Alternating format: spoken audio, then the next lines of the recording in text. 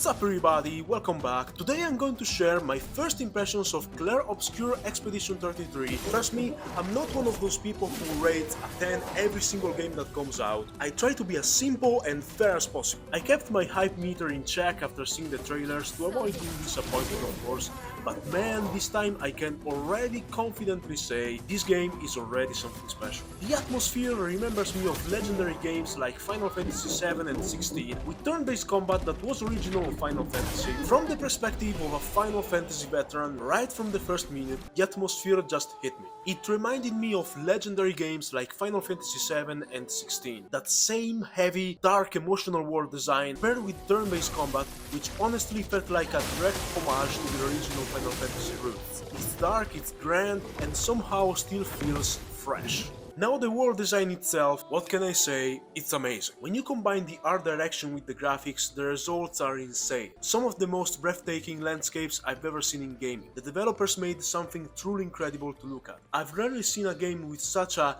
unique world building that is weird but at the same time full of awe, wonder and mystery. And it's not even trying to copy other fantasy worlds, it's his own thing, and that takes courage, because developers always go for what's safe, because that's what generates profits. Exploration wise, here's where you might be surprised. The game is very linear compared to traditional open world games. The structure reminds me of Final Fantasy 16, where you get open world areas with exploration points, dungeons, side content, and it's not Breath of the Wild of Elden Ring of course, but it's smaller in scope, more focused, more full of details and things to do, and honestly, for a story-driven RPG like this, it just works. The gameplay itself is superb for what it offers. Similar to Metaphor Fantasio, with less gameplay options, but there are regardless a decent amount of weapons and armor that are scattered across the world. The best part is that even common enemies drop useful loot. There's no mindless grinding here, you feel rewarded for exploring and fighting everything you see. Turn-based combat is so good because it has depth without being overwhelming. It's simple,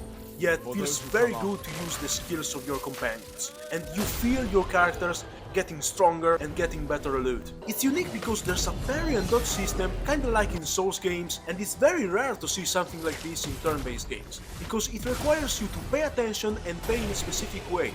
The enemies do a lot of damage, even in normal mode, and this makes boss fights stylish, strategic, and satisfying at the end. Exactly what a good JRPG needs. So bottom line, as a Final Fantasy veteran, I'm telling you right now, I'm not one of those people who puts a 10 in every game that comes out.